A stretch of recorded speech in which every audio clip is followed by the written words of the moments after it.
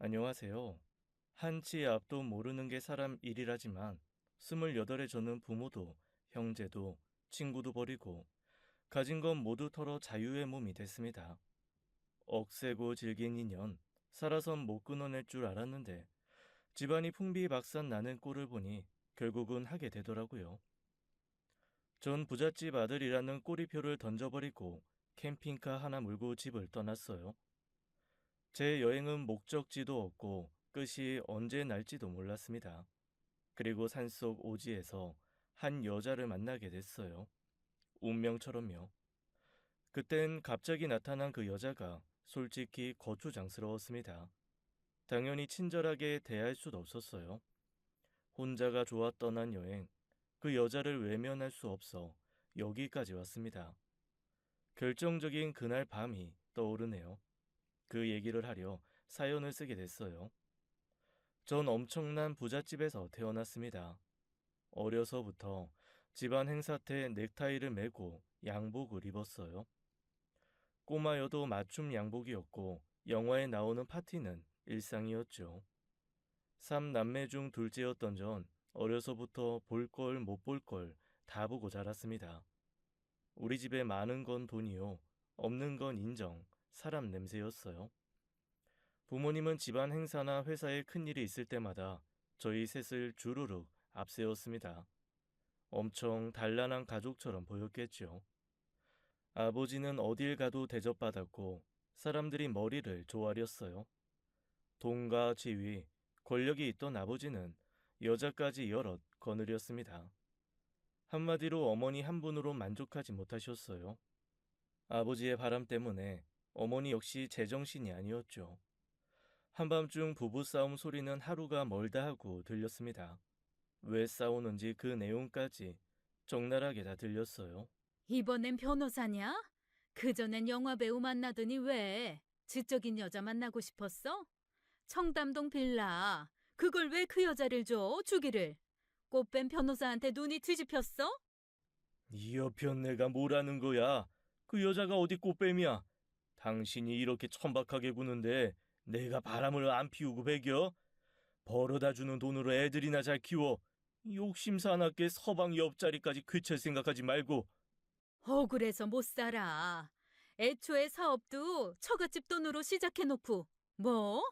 벌어다 주는 돈? 나도 더는 못 참아. 이판사판 공사판이라고. 오늘 결판을 내. 그렇게 싸우면서도 두 분 절대로 이혼은 안 하셨어요. 그냥 그게 제 삶이었어요.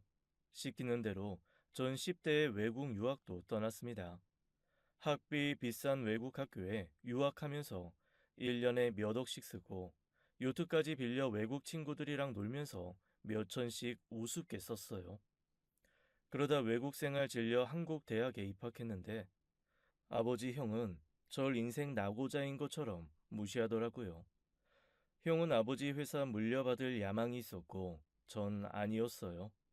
대학 간 뒤엔 공부도 손 놓게 됐습니다. 학교에선 이런 일도 있었어요. 생전 처음 보는 여자애가 말을 걸었죠. 반갑다. 나 너 아는데. 날 어떻게 알아? 난 처음 보는데. 나 회장님이랑 친해. 회장님이 먼저 말해주던데 너 이 학교 다닌다고. 회장님한테 신세 엄청 지고 있어. 강의 끝났니? 차 안 가져왔으면 내 차 타고 갈래? 뭐? 넌 부끄러움이라는 것도 모르냐? 당장 꺼져. 알고 보니 그 앤 배우 지망생이었고 아버지의 경제적 능력에 기댄 기생충 같은 애였습니다. 그 애가 몰고 다니는 차도 우리 아버지가 선물한 거였어요. 아버진 평생 바람을 못 끊으셨죠. 마치 도박처럼요. 여러 여자 뒷돈 대주고 해외여행도 가면서 소문을 뿌리면서 사셨습니다. 솔직히 아버지라고 부르기 창피할 정도였어요. 어머니도 정신이 병드셨는지 부잣집 사모님들과 어울리면서도 끊임없이 남들과 비교하고 자신의 신세를 한탄하셨죠. 그 여편네 얼굴은 호박인 주제에 서방 사랑을 독차지한다고? 웃겨 정말. 주 회장 바람기 세상이 다 아는데 자기만 몰라요 멍청하게. 돈 있는 남자, 바람 안 피우는 남자가 어디 있다고. 어머니, 이제 말씀 좀 가려하세요. 우리도 다 컸는데 막내가 불편해서 밥도 못 먹잖아요. 형은 겉으로는 착한 척하지만 실상은 달랐습니다. 앞에선 고분고분 부모님 말씀 잘 듣는 척했지만 뒤로는 아버지 재산 빼내려고 잔머리 굴리는 남봉꾼이었어요. 바람도 신나게 피우고요. 아버지 피 그대로 물려받았다고 어머닌 속상해하셨습니다. 정신병자뿐인 우리 집에서 전 여동생과 있을 때 가장 편했어요. 동생 초연이는 어릴 때 당한 교통사고 후유증으로 휠체어에 의지해 살아가고 있었죠. 부모님이 미국에서 살라는 걸 절대 집을 떠날 수 없다고 해서 무산됐고요. 대신 온실 속 공주님처럼 자라 순수하고 착했습니다. 눈물도 웃음도 많고 동화에서 나올 법한 사랑을 꿈꾸는 애였어요. 그런 초연이마저 잃었다면 믿어지시나요? 동생은 돈 때문에 불행한 결혼을 하고 원통하게 생을 마감했습니다. 여동생은 제 후배랑 결혼했어요. 건실한 기업의 막내였고 저는 매제를 착한 사람이라고 생각했죠. 이 바닥에서 보기 드물게 순수하다고요. 하지만 그게 다 연극이었어요. 매제는 우리 집 돈을 보고 결혼했고 따로 살림까지 차린 여자가 있었습니다. 그걸 감쪽같이 속일 만큼 매제는 속이 시커먼 인물이었고 눈치채지 못했죠. 소문도 나지 않을 만큼 단속을 했더라고요. 초연이 몸 불편한 거 전혀 개의치 않는다고 하면서 1년 동안 얼마나 정성을 들였는지 몰라요. 하지만 결혼 6개월 뒤 초연이가 절 붙잡고 펑펑 울었습니다. 신혼집은 참기름 냄새는커녕 썰렁하기 짝이 없었어요. 동생 혼자 6개월을 독수 공방하고 있었던 거였죠. 매제는 인간 쓰레기였습니다. 초연이를 좋아하는 척하며 결혼해서 후계자 구도 굳힌 뒤에 본색을 드러낸 거였죠. 다른 여자랑 살림을 차리고 거기서 살다시피 한다는 거였어요. 심지어 아들, 딸까지 뒀고요. 동생은 그 사실을 최근에 알게 됐는데 매제는 적반하장으로 나왔대요. 더 억울한 건 인자 한 척 연기했던 시부모의 이중성이었어요. 남자가 씨 뿌린 걸 어떻게 되돌리냐고 첩이 낳은 자식이라 할지라도 씨는 아들 씨앗이니 너는 자식 욕심 내지 말라고 하더랍니다. 오빠, 그 사람, 그 여자 사랑한대. 나보고 알아도 모른 척하고 입 다물고 살래. 나한테 그러더라. 자기한테 뭘 더해줄 수 있냐고. 주제 파악하고 괜히 질투 같은 거 하지 말고 가만히 있으라는데 경태 씨 이런 사람인 줄 알았으면 나 결혼 안 했어. 여기가 내 가슴이 너무 아파. 내가 이 자식 요절을 낼 거야. 가만 안 둘 거라고. 안 돼, 오빠. 이 일로 집안 시끄럽게 하면 이혼한다고 그랬어. 나 아직 결정 못 내렸어. 엄마 아빠 뭐라고 하실지 그것도 두렵고. 이혼할지 말지는 조금 더 있다가 결정할게. 그러니까 기다려줘. 저는 피눈물을 삼키며 그 집을 나와야 했습니다. 그리고 며칠 후 일이 벌어졌어요. 초윤이가 집에서 숨졌다는 소식이었습니다. 여동생은 엘리베이터가 있는 주택에서 살았는데 2층 베란다에서 휠체어와 함께 떨어졌다는 거였어요. 이것도 추정이었습니다. 목격자도 CCTV에 잡힌 장면도 없었어요. 동생이 발견된 건 다음 날 아침이었죠. 어마어마한 분노와 죄책감이 몰려들었죠. 좀 더 힘을 줄 걸. 한 번이라도 더 만나 얘기할 걸. 하지만 뒤늦은 후회였어요. 장례식장의 매제와 그 가족들은 코빼기도 안 비쳤습니다. 여동생이 죽은 뒤 한때 매제라고 불렀던 그 인간은 첩으로 두던 여자와 정식 결혼을 했다고 들었어요. 꼭 동생이 죽길 기다렸던 것처럼 일이 착착 진행됐죠. 그 집에선 초연이 물건을 싹 다 우리 집에 보냈고 전 황망함의 넋을 잃었어요. 술로 힘든 날을 버티는데 집이 꼭 감옥처럼 느껴졌습니다. 더 이상은 버틸 수가 없었죠. 그 길로 집을 나왔습니다. 갖고 있는 돈 다 챙기고 팔 수 있는 건 다 팔았어요. 대부분 명품이라 중고로도 꽤 큰 돈이었고 전 그걸로 캠핑카를 구했습니다.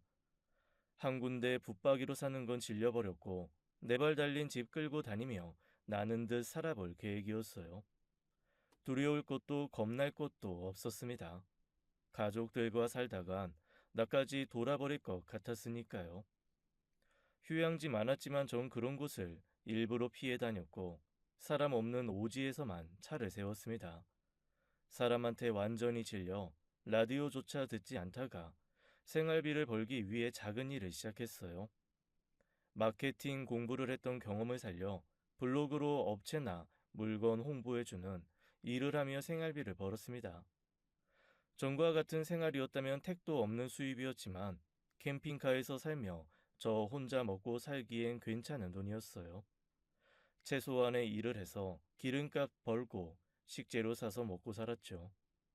인적 드문 곳에 앉아 물소리, 새소리, 바람소리 듣고 있으면 하루가 금방 갔어요. 혼자 사니 거칠 게 없었고 자연의 품이 넉넉했습니다.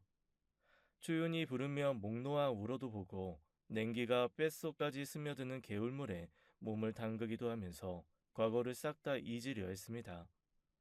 사계절을 오롯이 느끼며 전국 각지를 돌면서 1년이 넘어가고 있었고 그 일이 벌어졌어요. 불빛 하나 없는 오지에서 한 번도 무섭단 생각을 안 했는데 이번엔 정말 오줌을 쌀 뻔했습니다. 그날도 여기저기 떠돌다 산속 오지까지 가게 됐어요. 주변에 민가도 한 집 없는 곳이었죠. 산에 오르기 전 딱 하나 있는 슈퍼에 잠깐 들렀을 때 한 어르신이 저를 말렸습니다. 설마 산꼭대기까지 올라갈 거냐고 물으시더라고요. 그럴 거라고 했더니 말리시는 거였죠.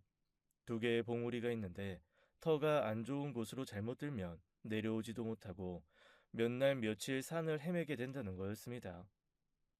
전 알겠다고 대답하고 느낌대로 또 차를 몰아 올라갔어요. 하룻밤 잘 곳을 정했을 때 이미 해가 지려고 해서 얼른 밥을 해먹고 개울가에 씻으러 갔죠. 그날은 땀을 좀 흘려 차디찬 물에 냉수 목욕을 했습니다. 씻고 돌아가려는데 청설모 한 마리가 제 어깨에 쪼르르 올라오는 게 아니겠어요. 드문 일이라 신기하고 귀여워서 가만히 있었더니 이 녀석이 고개를 갸웃거리면서 꼭 집에서 키우는 동물처럼 절 빤히 쳐다보는 거였습니다. 뭐 줄 게 없을까 하다가 마침 바지 주머니에 견과류 봉지가 있었어요. 아몬드 몇 개가 남아있어 줘봤더니 좋아하더라고요. 이 녀석 참 신기하네. 너 이 사람 안 무서워하는구나. 까만 청설모는 입이 터져라 아몬드를 집어넣더니 땅으로 내려가 또 절 빤히 쳐다보네요. 더 없으니까 집으로 가. 나도 이제 가야겠다. 캠핑카에 도착했을 땐 이미 해가 넘어간 뒤였어요. 깊은 산속이라 칠흑 같은 어둠이었죠. 별 보며 잠들 생각을 하며 캠핑카에 들어간 순간 전 졸도하는 줄 알았습니다. 웬 여자가 캠핑카 침대에서 자고 있었어요. 문 쪽으로 등을 돌리고 누워 있었는데 머리가 엄청 길었고 옷도 희한한 차림이었죠. 귀신이야! 급하게 돌아 나오려는데 테이블 위에 빈 봉지들이 보였어요. 귀신이 과자고 빵이고 먹어 치울 리 없잖아요. 내일 먹으려고 남겨둔 김치 볶음밥까지 싹싹 긁어 먹었더라고요. 차 안엔 흙냄새, 땀냄새가 진동했습니다. 사방이 발자국, 손자국이었고요. 전 이상하다 싶어 그 여자를 지켜보기로 했습니다. 여잔 조용히 코까지 골기 시작했어요. 모르긴 해도 무척 고단한 것 같았습니다. 그래도 이런 깊은 산속에서 사람을 만나다니, 게다가 맨발 흙투성이로 여기까지 왔다는 게 믿기지 않았어요. 큰 대로변에서 이곳까지 들어오는 3시간 동안 사람은 코빼기도 안 보였었거든요. 뭐야? 이 사람이야 귀신이야? 진짜 미치겠네. 구미호인가? 얼굴이 안 보여 답답했죠. 그런데 여자가 갑자기 끙끙 앓는 소리를 내며 몸을 돌렸어요. 저도 모르게 괴성이 튀어나왔습니다. 뭐야 당신? 얼굴이 엉망이었어요. 얼마나 맞았는지 퉁퉁 부어올랐고 시퍼런 멍에 피딱지에 긴 머리는 헝클어져 산발이었어요. 보고 있는 제가 아플 지경으로 여자 얼굴은 최악이었죠. 제가 지르는 소리에 여자가 놀라 벌떡 일어났습니다. 무릎을 감싸 안더니 구석으로 몸을 웅크리고 숨더라고요. 모습이 너무 처참했습니다. 저도 모르게 경찰 부르잔 소리가 나왔어요. 사람 맞죠? 아이씨, 얼굴 왜 이래요? 이봐요. 말은 할 줄 알아요? 맞아서 이렇게 된 거 맞죠? 경찰 부릅시다. 아니, 경찰서까지 데려다 줄까요? 누가 이랬어요? 그랬더니 그 여자 제 바지 가랑이를 붙잡고 이러는 게 아니겠어요? 살려주세요. 저 좀 살려주세요. 경찰은 안 돼요. 부르면 잡혀가요. 이 차 움직여요? 저 좀 아무 데나 데려가 주세요. 아주 멀리 어디로든 상관없어요. 제발요. 갑자기 왜 이러세요? 무슨 일인지 알아야 할 거 아니에요. 그러더니 갑자기 여자가 위도 단추를 푸는 게 아니겠어요? 눈빛이 제정신이 아니었고 엄청나게 떨고 있었습니다. 원하면 하룻밤 같이 보낼 수도 있어요. 그런 걸 바라는 거예요? 아무래도 좋으니까 제발 여기서 도망칠 수 있게 도와달라고요. 전 기겁하고 여자를 뿌리치며 말했죠. 이럴 거면 내려요. 나 그런 사람 아니라고요. 어디서 그런 말을? 아이, 빨리 내려요, 당장. 경찰 무서워하는 거 보니까 죄졌네. 하필 이런 여자가 재수없게. 아이, 빨리 안 나가요? 여자는 눈이 커지더니 손을 싹싹 빌기 시작했습니다. 그 퉁퉁 부은 얼굴에 닭똥 같은 눈물을 흘리면서 애원했어요. 저 그런 여자 아니에요. 너무 간절해서 그랬어요. 이 불 끄면 안 돼요? 그 사람들이 쫓아올까봐 무서워요. 제발 여길 떠나주세요. 네? 부탁입니다. 여자는 애초로울 정도로 사정을 했고 전 갈등했습니다. 복잡한 일에 휘말리기 싫었거든요. 이 여자를 내쫓으면 간단한 일인데 어쩐지 그러기가 어려웠어요. 전 몇 가지 확인을 했습니다. 당신 죄졌냐? 혹시 경찰에 잡힐 만한 짓 한 거 아니냐? 물었더니 절대로 그런 게 아니래요. 억울하게 붙잡혀 맞아 죽을까봐 그런 거라고 믿어달라고 하더라고요. 일단 여기서 벗어나게 해주면 사정을 다 말하겠다고 어떻게 하면 믿어주겠냐고 울어서 더는 망설일 수 없었습니다. 전 알았다고 여기서 벗어나게는 해주겠는데 대로변에 버스 정류장이 나오면 거기서 내려야 한다고 약속을 받고 차를 움직이기 시작했습니다. 칠흑 같은 어두운 밤, 길 찾기도 어려웠지만 어쩔 수가 없었어요. 여자는 울퉁불퉁한 산길을 내려가는 동안 찍소리도 안 하고 불안해했죠. 얼마나 달렸을까요? 서서히 여명이 밝아오기 시작했습니다. 자정쯤 산속을 나와 몇 시간 동안 비포장 도로를 달려 산길을 내려왔으니 그곳으로부터 꽤 많이 떠나온 거였어요. 뒤를 돌아보니 여자도 꾸벅꾸벅 졸고 있더라고요. 한숨이 나왔습니다. 어째 처음 봤을 때보다 얼굴이 더 부어오른 것 같았어요. 멀찍이 버스 정류장 표시를 보였고 전 차를 세웠죠. 이봐요. 내려요. 버스 정류장이라고요. 네? 아저씨, 여기가 어디예요? 모르겠어요. 나도 처음 온 곳이라. 버스 정류장 앞에 동네 이름 있을 건데 그거 보고 갈 길 가요. 차비는 있어요? 아니요. 아무것도 없어요. 여자는 입술을 깨물며 울고 있었어요. 왜 우냐고 물었더니 어딜 가야 할지 모르겠다고 하더라고요. 몇 살이냐? 그제야 나이를 물었고 24이라는 대답을 들었죠. 전 2만 원을 주면서 잘 가라고 했어요. 여자는 쭈뼛거리며 캠핑카에서 내렸습니다. 해가 뜨는 그 시각 먼지 풀풀 날리는 시골 버스 정류장엔 그 여자뿐이었습니다. 멀리서 봐도 정말 못 볼 꼴이었어요. 낡은 셔츠와 고쟁이엔 흙물이 들어 있었고 멍투성이 얼굴을 하고 불안한 얼굴로 두리번거리고 있었죠. 제 정신이긴 한 건지 전 자리를 뜰 수 없었습니다. 버스 타는 것까지 보고 가려고 했는데 30분이 지나도록 버스 한 대도 지나가지 않았죠.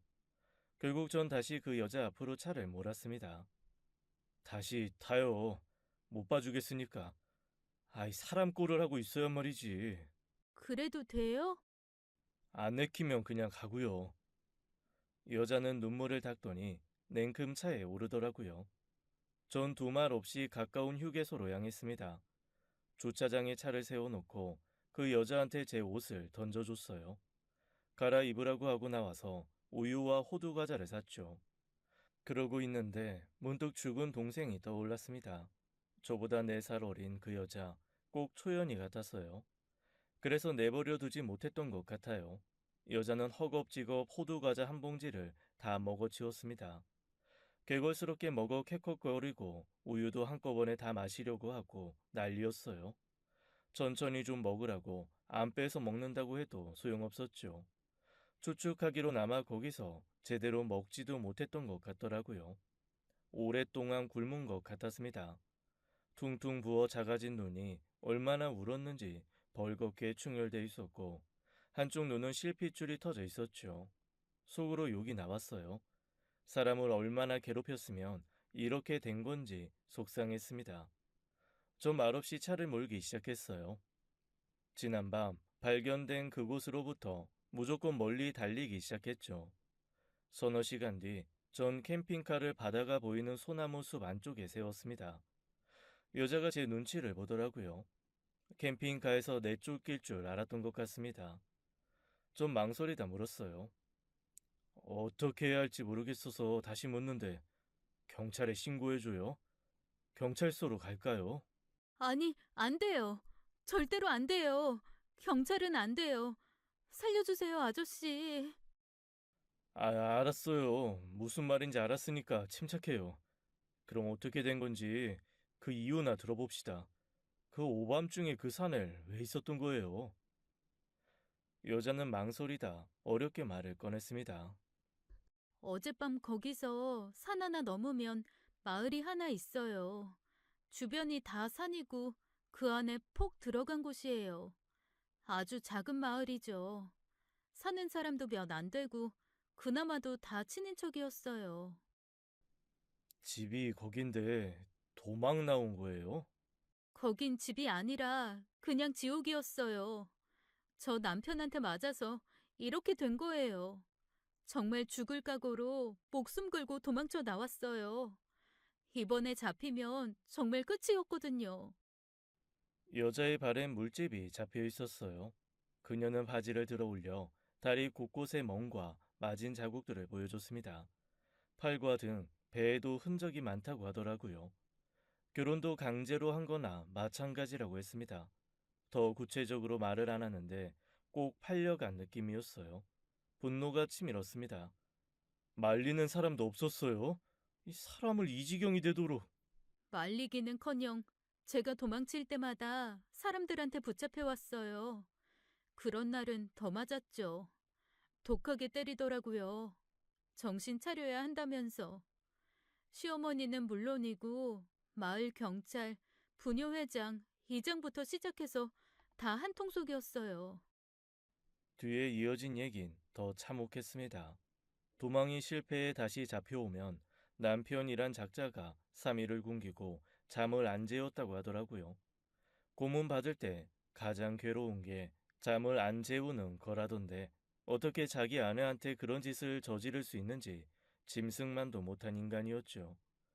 창살 없는 감옥인 줄도 모르고 그 마을에 들어간 처음엔 모든 사람들이 잘해줘서 안심했대요.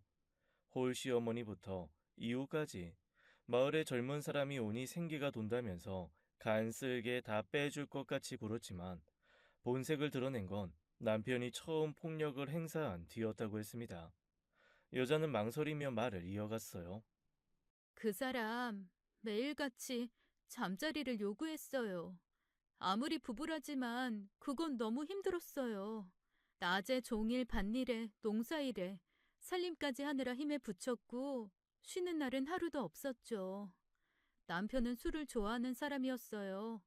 술 냄새도 싫었고 처음 딱 한 번 싫다고 했더니 그때 폭력을 쓰더라고요. 술에 취해서 눈이 돌아서 꼭 죽일 것처럼 덤비는데 아직도 그때 일이 꿈에 나와요. 너무 충격적이어서. 믿을 수 없는 얘기였습니다. 이 여자 뼈밖에 없었어요. 한 줌도 안 될 것 같은 팔목과 허리에 마른 체격이었죠. 남자의 폭력, 누구라도 감당할 수 없겠지만 눈앞의 여자에겐 더 고통스러웠을 거란 생각이 들었습니다. 게다가 남편의 폭력 속에 아이를 잃었다고 하더라고요. 차라리 잘된 일 아니냐는 여자의 목소리엔 슬픔과 괴로움이 묻어 있었죠. 남편의 폐악질은 갈수록 더해졌고 시어머니부터 동네 사람들 모두 나중엔 여자의 고통을 당연하게 생각하고 일부러 외면했대요. 캠핑카에 숨어든 전날까지도 그런 일을 겪고 심하게 맞아 방에 기절해 있었다고 했습니다. 그런데 시어머니라는 사람이 일어나라고 발로 차더래요. 기막히게도 산나물 해오라고 소쿠리를 던지더랍니다. 그게 사람입니까?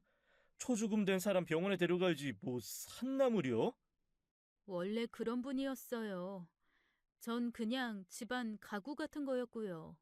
필요할 때 써먹는. 엉망이 된 얼굴로 제대로 걷지도 못해 엉금엉금 방을 기어 나오는 며느리를 보고도 시어머니라는 여자는 이렇게 말했대요. 맞을만 하니까 맞은 거 아니냐.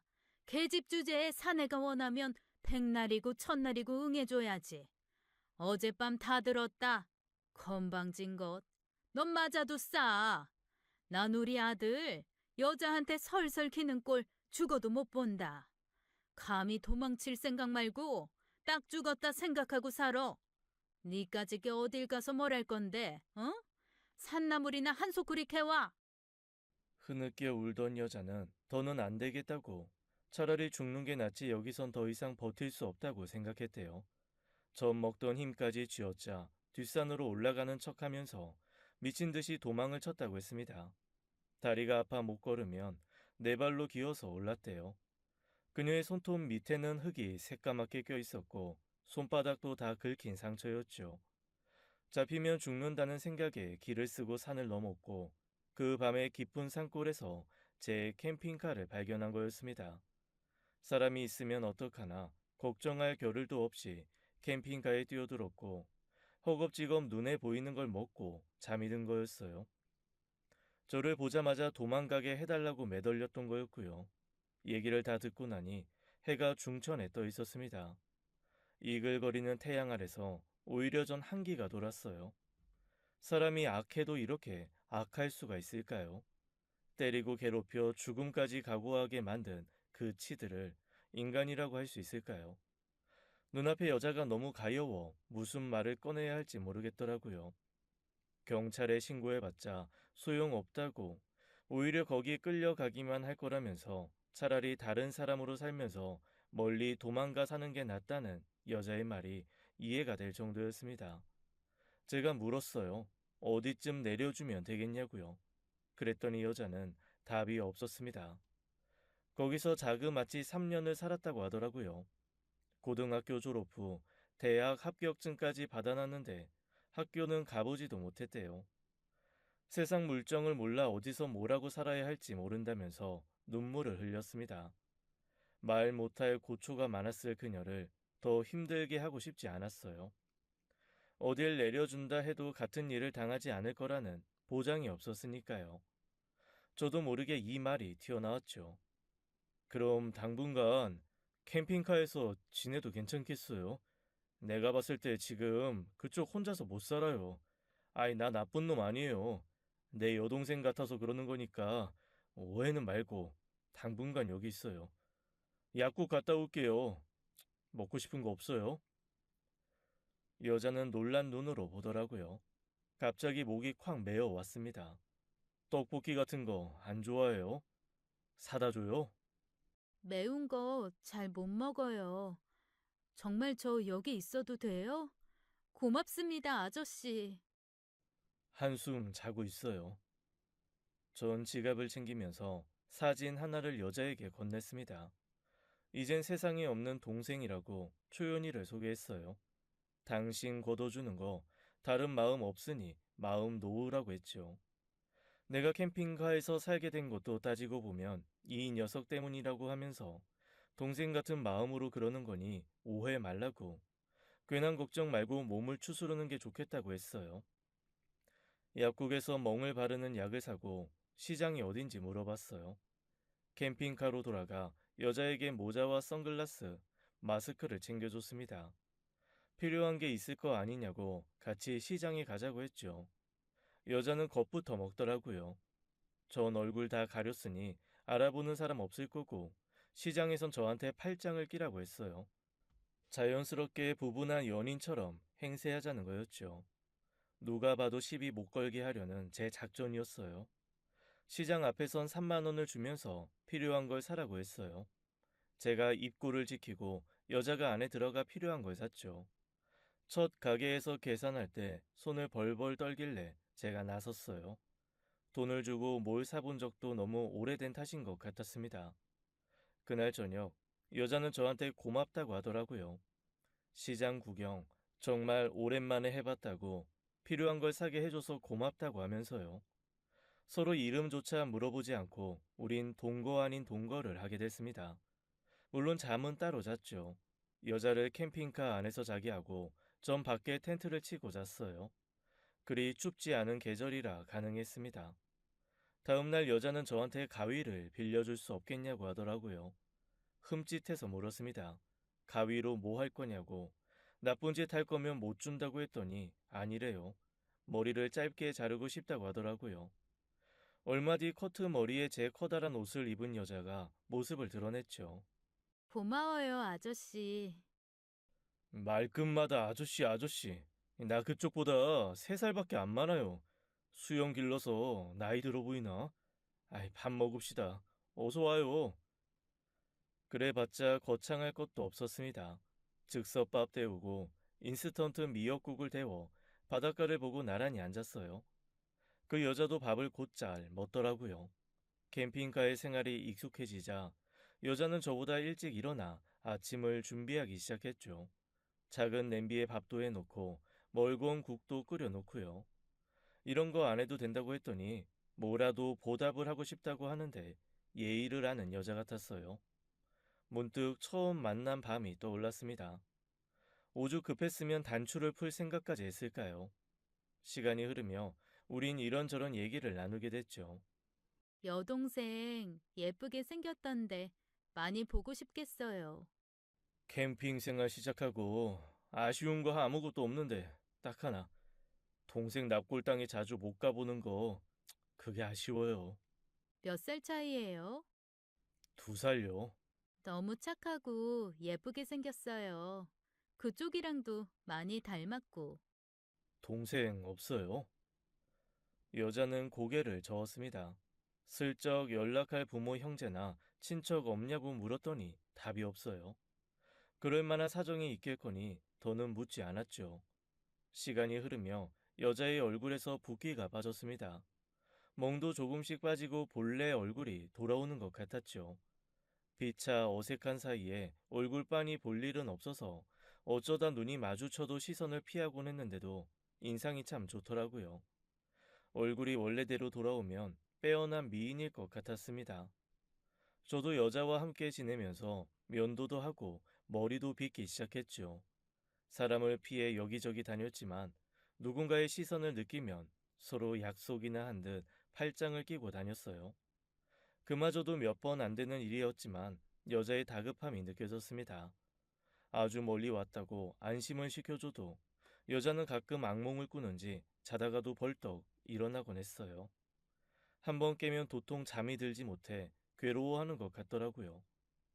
그때마다 전 제 얘기를 하나씩 꺼냈습니다. 열 몇 살에 도망치듯 떠난 외국 유학 얘기부터 아버지의 바람, 어머니의 정서적 학대, 초연이의 억울한 죽음까지 응어리진 이야기를 하기 시작했어요. 여잔 제 얘기에 울고 웃고 놀라워했습니다. 돈이 많으면 불행한 일은 안 당하는 줄 알았대요. 바보 같은 생각이라는 거 제 얘기 듣고 알았다며 초연이 얘기에 정말 가슴 아파했습니다. 한 번은 또 외국 유학은 어떻게 하면 갈 수 있는지, 풍경은 어떤지 그런 것도 묻더라고요. 돈이 많으면 다른 건 몰라도 외국 여행은 꼭 한번 해보고 싶었어요. 그거 알아요? 백야라고. 밤에도 해가 지지 않는 나라도 들어봤죠? 전 거기 꼭 가보고 싶어요. 왜요?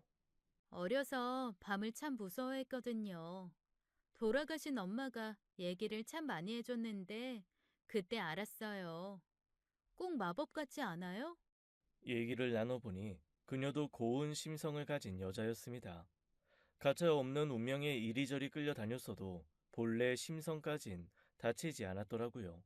그게 또 신기하고 애처로웠죠. 한 번은 갯벌 근처에서 머문 적이 있었어요. 제가 바지락을 캐서 칼국수를 끓여줬는데 너무 맛있게 먹더라고요. 그렇게 맛있냐고 물었더니 칼국수 정말 좋아한대요. 어디서 바지락 했냐고 묻길래 저기 어디라고 알려줬죠. 다음 날 잠깐 시내에 다녀왔더니 여자가 안 보였습니다. 순간 불길한 생각이 들었어요. 저기요, 어디 있어요? 보름이 넘도록 같이 지내면서 통성명조차 안 한 그녀를 찾기 위해 전 사방팔방 돌아다녔습니다. 불길한 예감이 뇌리를 스쳤고 미친 사람처럼 주변을 뛰어다녔죠. 말 없이 떠났나? 혹시 붙잡혀 간 건가? 화가 나고 불안해 견딜 수가 없었습니다. 누구한테 물어볼 수도 없고 쩔쩔 매다 백사장에 엎어져 욕을 하고 있을 때였어요. 누군가 제 곁에 다가오는 게 느껴졌죠. 왜 여기 있어요? 무슨 일 있어요? 고개를 들어보니 챙이 넓은 일모자로 얼굴을 다 가린 여자가 눈만 깜빡거리며 저를 쳐다보고 있었습니다. 보니까 작은 비닐에 바지락이 한가득이었고 장화엔 뻘이 잔뜩 묻어 있었어요. 이까지 바지락 때문에 사람을 이렇게 놀래켜요? 붙잡혀 간 줄 알고 얼마나 놀란 줄 아냐고요. 미안해요. 난 그저 칼국수 끓여주려고. 어제 내가 다 먹어서 미안해서요. 칼국수 안 먹어요. 됐어요? 왜 사람을 걱정시켜요? 전 화가 나 혼자 캠핑카로 돌아왔습니다. 돌아온 그 여잔 조용히 앉아 있더니 장화와 모자를 벗고 제 앞에 섰습니다. 그러더니 메모지를 내밀며 계좌번호를 적어달래요. 신세 많이 졌다고 이제 가보겠다고 하더라고요. 전 콧방귀를 꼈습니다. 무슨 자존심인지 가지 말라는 말은 또 안 나왔죠. 가고 싶으면 그냥 가요. 당신한테 쓴 푼돈 얼마인지 기억도 안 나니까 대신 자리 비워줄 테니까 나 없을 때 떠나요. 떠나는 뒷모습 보기 싫다 이겁니다. 알겠어요? 전 열받아서 시내로 가버렸어요. 정처 없이 돌아다니면서 시간이 흐르기만을 기다렸습니다. 다짜고짜 왜 화를 냈는지 제가 절 이해 못하겠더라고요. 하지만 이미 엎질러진 물이었습니다. 이제 멍도 다 빠져 여자의 얼굴은 정상으로 돌아와 있었어요. 예상대로 눈에 띄는 미인이었죠. 어딜 가든 그 얼굴 가리고 다녀야 할 텐데, 아니면 눈에 확 띌 텐데, 걱정이 앞섰지만 그런 걱정하는 제가 너무 못나 보였어요. 한동안 끊었던 소주 반병을 마시고 터덜터덜 캠핑카로 돌아왔습니다. 이제 다시 혼자 여행을 계속해야겠죠.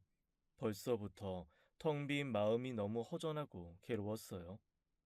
그런데 멀리 보이는 캠핑카에 불이 켜져 있었습니다. 가느다란 연기도 피어오르고요. 콩콩거리는 개 짖는 소리도 들리고 분위기가 심상치 않았죠. 저도 모르게 뛰기 시작했어요. 숨이 턱에 차도록 달려가 보니 여자가 들개들과 대치하고 있었습니다. 방어한다고 기다란 봉 하나 들고 무서워 벌벌 떨고 있더라고요. 가라고! 얼른 차 안에 들어가 있어요, 빨리요! 여자 얼굴은 눈물이 범벅이 돼 있었고 전 송곳니를 드러내는 들개들을 한참 후에야 내쫓을 수 있었습니다. 저 없을 때 혼자 저녁을 한다고 밖에서 고기 굽고 된장찌개 끓이던 중에 들개들이 몰려든 거였어요. 전 또 괜히 퉁명스럽게 물었습니다. 왜 안 가고 이러고 있어요? 큰일 날 뻔했잖아요. 그쪽 화난 상태에서 떠나고 싶진 않았어요. 이해 안 되겠지만 그냥 오늘은 같이 이거 먹어요. 내가 된장찌개 끓였어요. 아까 그 바지락 넣고. 고기는 다 탔네. 아깝게. 내심 너무 고맙고 반가웠습니다. 그 된장찌개 머리카락이 쭈뼛 설 만큼 너무 맛있었어요. 어쩐 일인지 여자도 캠핑카를 떠나기 싫은 눈치였죠.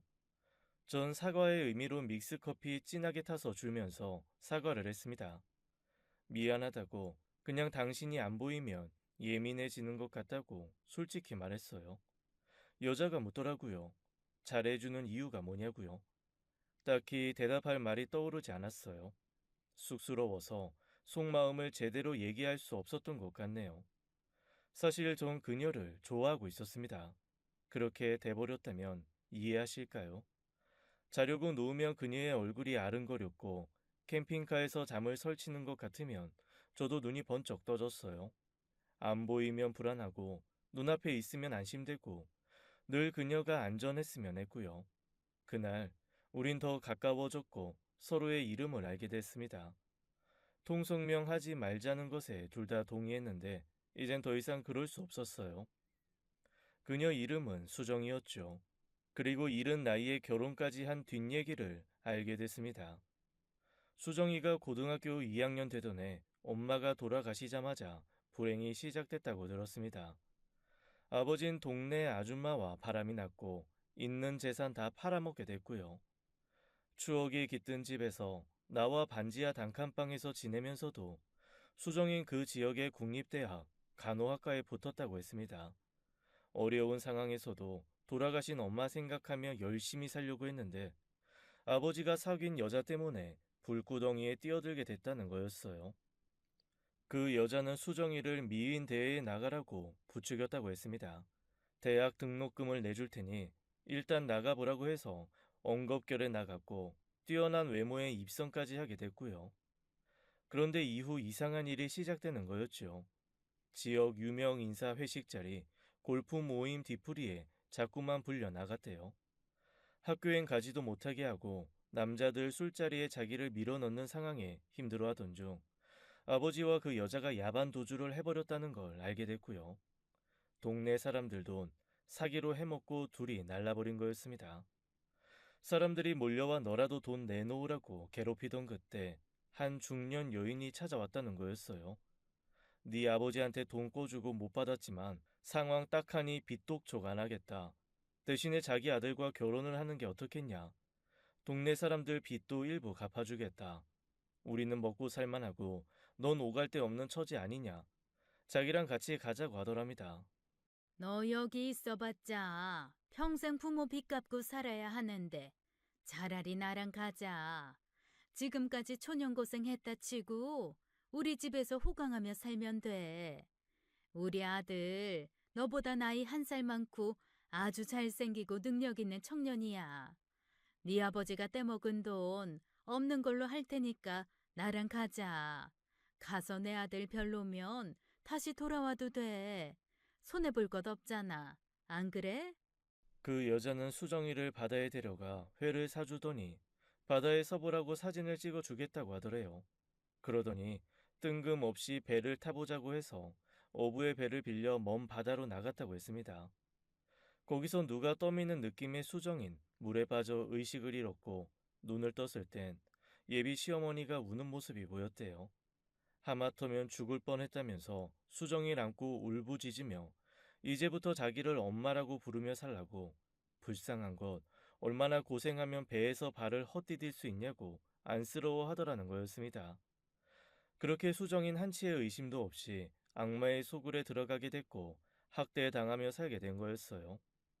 남편이란 사람은 15살 위였고 주사의 폭력에 분리수거도 안 되는 부류였고요.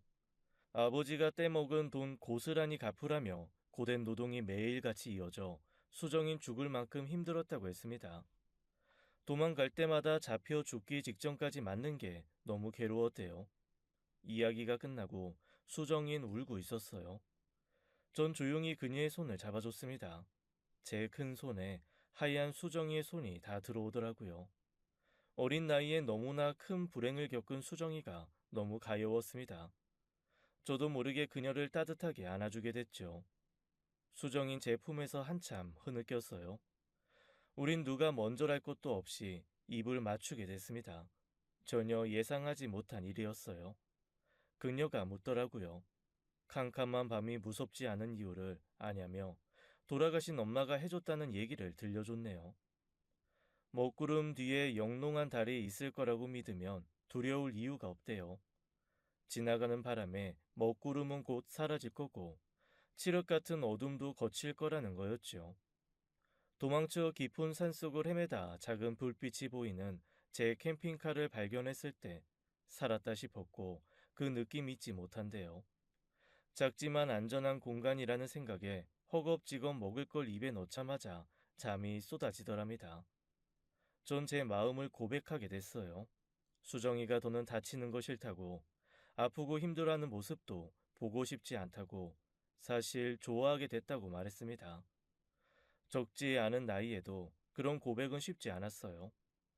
떨리고 쑥스러운데 수정이가 제 품에 꼭 안기더라고요. 덜덜 떨면서도 했던 말이 아직도 기억에 남습니다. 헤어지기 싫어서 지금까지 있었던 거 눈치 못 챘어요? 그날 밤 우린 함께 밤을 보내게 됐어요. 늘 혼자라고 생각했고 앞으로도 외롭게 살 거라고 여겼는데 그날 밤은 너무나 따뜻했습니다. 캠핑카가 하나도 좁지 않았어요. 아늑해 좋았고 세상 그 누구도 부럽지 않았습니다. 수정인 처음엔 제가 무서웠지만 함께 지내며 좋은 사람이란 확신이 들었대요. 자기를 아끼고 소중히 여겨주는 모습에 두려움이 봄눈 눕듯 사라지고 그 자리에 애정이 차오르기 시작했다고 했습니다. 다음 날 우린 쑥스러워 한나절은 시선을 피한 것 같아요. 그 뒤론 일사천리였죠. 어딜 가도 둘이 함께였고 곳곳을 누비며 자유롭게 살았어요. 강원도, 제주도, 거침없이 캠핑카를 몰았고 경치 좋은 곳에선 원하는 만큼 지냈죠. 늘 혼자 다니다 사랑하는 여인과 함께 지내니 그것 또한 행복이더라고요. 우린 연인처럼 친구처럼 매 순간을 함께 했습니다. 전 캠핑카로 세계 여행을 가보는 거 어떻겠냐고 했어요. 그렇게도 할 수 있냐고 수정이가 놀라더라고요. 여권을 만들어야 하는데 그게 걱정이었죠. 그런데 뜻밖의 일이 벌어졌습니다. 수정이가 임신했다는 걸 알게 된 거였어요. 평소 좋아하던 짜장라면을 끓여줬는데 냄새를 맡자마자 못 먹겠다고 하더라고요. 처음엔 어딜 아픈 줄 알고 걱정했다가 임신 사실을 알고는 뜰 듯이 기뻤죠. 함께 산부인과에 가서 아기 심장 소리를 들었을 땐 제 심장이 터져 나갈 것만 같았습니다. 임신 중기에 접어들면서 캠핑카로 계속 이동하며 사는 건 무리다 싶었어요. 저흰 작은 동네에 터를 잡고 거기서 살아가기 시작했습니다. 작지만 싱크대와 부엌, 거실 방까지 다 있는 온전한 집이었어요. 신혼부부요? 잘 어울리네. 선남 선녀구만. 네, 이 사람 지금 임신 중이어서요. 잘 좀 부탁드립니다. 아유, 그래? 입덧은 끝났고? 먹고 싶은 거 있으면 말해. 임신해서 먹고 싶은 거 못 먹으면 애기는 짝짝이 된다는 말 들어봤어? 아내는 낯선 사람과 말을 잘 못해서 늘 제가 앞에 나섰어요. 캠핑카는 담벼락에 세워놓고 소꿉놀이 하듯 살아가기 시작했죠. 출산 예정일을 보며 전 고민에 빠졌습니다. 혼자면 얼마든 없이 살아갈 수 있었지만 이제 아이까지 태어나는데 가장으로서 남자로서 처자식한테 해주고 싶은 게 생기더라고요. 결국 수정이에게 털어놓게 됐죠. 아무래도 돈이 좀 필요할 것 같아. 곧 아기도 태어나는데 언제까지 동네 어른들 도움만 받을 순 없잖아. 설마 자기 가족들 만나려고? 억지로 그러지 않아도 돼. 우리 지금까지도 잘 해왔잖아. 캠핑카에서 지내다가 집까지 생겼는데 난 하나도 겁 안 난다 뭐. 그렇게 말해줘서 고마운데 나 사실 결정했어. 서울에 좀 다녀올게. 근데 자기 혼자 있을 수 있겠어? 그러자 아내는 제 팔을 붙잡았습니다. 어딜 가도 함께 가겠다며 서울에 같이 가자고 하더라고요. 전 사실 알고 있었어요. 아내는 여전히 마음 한켠 불안해하고 있었고 어떻게든 아내의 일을 저 또한 마무리 지어주고 싶었습니다. 그런데 어떤 방식으로 해야 할지 고민이 됐어요. 여러 이유로 변호사를 찾아보자 했던 것이고요. 결국 전 아내와 함께 서울로 향했습니다. 우리의 캠핑카에 임신한 아내의 자리를 넉넉하고 안전하게 만들어줬어요. 태어나 처음 서울에 와본 아내는 연신 신기하다 난리였죠. 서울만 봐도 이렇게 좋아하는데 해외를 가면 얼마나 좋아할까 싶었죠. 그리고 우리 집 일을 봐주던 변호사와 만났습니다. 처음 변호사는 절 알아보지 못하더라고요. 캠핑카를 몰고 사라진 지 2년이 넘는 동안 전 많이 변해 있었습니다. 깡 마르던 몸엔 살이 붙었고 턱수염도 길러 나이도 많아 보였죠. 편안한 옷차림에 흙 묻은 등산화, 덥수룩한 장발의 절 그냥 지나치더라고요. 김 변호사님, 누구시죠? 저예요, 심재영. 아유, 왜 이렇게 변했어요? 같은 사람 맞아요. 변호사님도 배가 더 나오셨네요. 관리 안 하시나 봐요. 그간 어디서 어떻게 살았냐고 물어서 솔직히 대답했죠. 혼자 몸으로 캠핑카 끌고 전국을 다녔다고요. 이제 세계 일주를 떠나고 싶은데 혹시 내 앞으로 된 돈이 있냐고 물었습니다. 아내 일도 물어보려던 찰나 변호사가 부모님 얘기를 꺼냈어요. 이럴 때가 아니에요, 지금. 회장님 사모님 소식 모르시죠? 그리고 듣게 된 소식에 큰 충격을 받았습니다. 아버지는 이미 세상을 떠난 뒤였어요. 외국의 호텔에서 비명 행사하셨다는 소식이었죠. 어머닌 그 소식을 듣고 쓰러지셔서 뇌졸중으로 병원에 계셨고요. 형은 얼마 전 교도소에 들어갔다는 얘기까지 듣고 전 할 말을 잃었습니다. 그동안 어떻게든 연락을 해보려고 했지만 누구도 제 소식을 알지 못해 힘들었다고 하더라고요. 그도 그럴 것이 전 핸드폰조차 없었습니다. 탐욕스러운 가족에게 닥친 불행은 초연히 일이 끝이 아니었던 거였어요. 임신한 아내에게 뭐라 말을 해야 할지 막막했죠. 아버진 돌아가신 뒤고 어머니가 병원에 계시다고 했더니 아내는 저만 괜찮으면 같이 가보자고 하더라고요. 그렇게 치장하기 좋아하시던 어머닌 환자복을 입고 쓸쓸히 누워 계셨습니다. 제가 임신한 아내를 보여드리니 말도 못하시고 눈물을 흘리셨어요. 전 그토록 미워했던 어머니 앞에 무릎을 꿇고 오열했어요. 2년이 넘는 동안 집안은 완전히 해체돼 있었습니다. 결국 전 아버지 회사를 물려받게 됐어요. 이미 내리막길을 걷고 있었지만 규모를 축소해 운영해 나갈 수밖에 없었죠. 전 초연이의 납골당에 혼자 찾아가 봤습니다. 사진 속 동생을 보니 눈물이 고였어요. 초연아, 오빠 왔다. 그동안 잘 있었어? 새언니 생긴 거 알지? 뱃속의 아기도. 오빠 도와줘, 초연아. 나 다시 돌아오게 됐어. 회사 일 준비하며 변호사와 아내의 일도 상담을 했죠. 알고 보니 아내는 사망한 사람으로 되어 있었습니다. 기가 막힌 일이었죠. 아내의 친부와 내연녀가 수정이를 그 파렴치한 모자에게 팔아넘기며 사망 신고를 한 사실이 뒤늦게 확인됐어요. 산골에 갇히기 전 바다에서 빠질 뻔한 사고를 실종사고로 위장해 신고하고 그 후 1년이 되는 시기에 사망 신고를 한 거였죠. 산골의 시모는 그렇게 수정일 평생 가둬두려고 했던 거였습니다. 참 지독한 사람들이었어요. 하지만 주민등록번호를 다시 만드는 과정에서 아내는 다시 태어난 것 같다고 했습니다. 지난날의 나쁜 일 다 없어진 기분이라고요. 그렇게 말해주니 정말 고마웠습니다. 도박장에서 발견된 수정이의 친부는 그 후 오래 살지 못했어요. 도망자로 살면서 피폐해진 몸으로 길에서 돌아가셨다고 전해들었죠. 자업자득인 셈이었습니다. 진작 친부와 헤어진 내연녀는 추한 몰골로 수정이 앞에서 무릎을 꿇었어요. 수많은 사기 행각으로 늦은 나이에 교도소에 갈 신세였죠.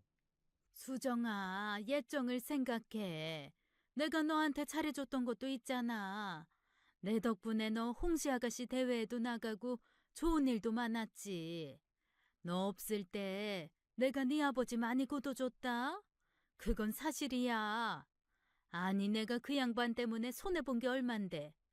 제발 내가 이 나이에 교도소에서 늙어 죽어야겠니? 한 번만 살려줘. 내가 이렇게 빌게. 당신 얼굴 마주하는 것도 치가 떨려. 나 당신 때문에 대학 문턱에도 못 가보고 차라리 죽는 게 낫다 싶을 정도로 험한 일 당했어. 나 절대로 용서 못해. 나한테 용서를 빌려거든. 내가 당한 거 고스란히 당해봐야 돼. 멀쩡한 애한테 무슨 짓을 했는지 겪어봐야 안다고. 감옥에서 평생 썩길 바래. 앞으로 볼 일 없을 거야. 또 나쁜 짓을 일삼던 깊은 산골의 모자는 법의 심판을 받게 됐어요. 수정이가 없어지자 못된 시몬은 또 다른 여자를 속여 며느리로 들였고 그 여자가 도망쳐 나와 나라에서 운영하는 쉼터로 몸을 숨긴 거였죠. 한 언론에서 그 여자의 사연을 제보받아 취재가 시작됐고 수많은 이들의 공분을 사서 모자는 결국 체포됐습니다. 그 동네 사람들도 통째로 비난을 받게 됐고요. 해묵은 일들이 하나둘 정리되는 걸 보면서 묘한 기분이 들더라고요. 세상에 영원한 건 없다는 말 실감했습니다. 차차 아내와 전 안정을 찾아갔어요. 30도 되기 전에 가정을 꾸릴 거라는 상상 한 번도 못 해봤는데 어느새 전 가장이자 남편, 아빠가 되어 있었죠. 전 아내와 도시에 집을 마련하게 됐어요. 오랜 고민 끝에 내린 결정이었습니다. 아픈 유년 시절의 기억이 있는 집을 허물고 그 자리에 새 집을 올렸어요. 통유리로 햇살이 쉼없이 들어오는 집이 완성됐죠. 누구보다 아내가 기뻐하는 모습을 보니 잘한 결정이다 싶더라고요. 물론 시골의 작은 집도 가끔 갑니다. 주변 땅을 사서 그곳에도 아늑한 별장을 만들었어요.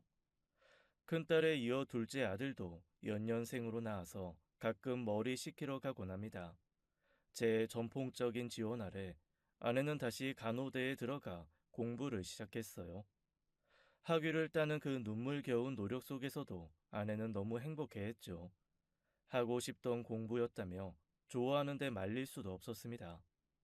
졸업하면 취직해서 월급을 받아보고 싶다는데 처음엔 그냥 하는 말인 줄 알았어요. 그런데 정말 실천을 하는 아내를 보고 놀랐습니다.